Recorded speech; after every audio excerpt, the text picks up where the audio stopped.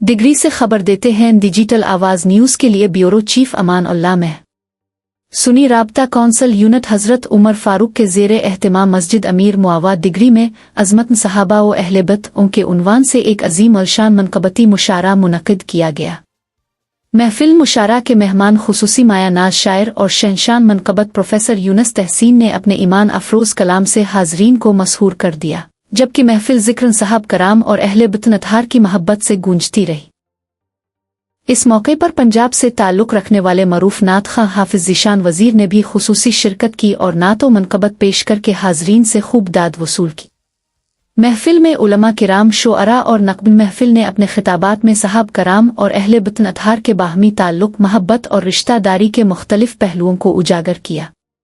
मुकर्रीन ने कहा कि सहाब कराम की अज़मत को अहले बैत अतहार के मकाम से समझा जा सकता है, जबकि अहले बैत अतहार की फजीलत और अज़मत को सहाब कराम ने उम्मत तक पहुँचाया। तकरीब के इख्तिताम पर ज़ुबान महफिल कारी आज़म रफ़ीक और कारी मोहसिन फ़ारूकी ने मेहमानान गरामी, उलमा किराम, शुअरा, नात खान हज़रात और शुरका का शुक्रिया अदा किया। इस मौके पर सुन्नी राब्ता कौंसिल के रहनुमा, उलमा किराम, असातिज़ा, अइम्मा मसाजिद और शहरियों की बड़ी तादाद ने शिरकत की।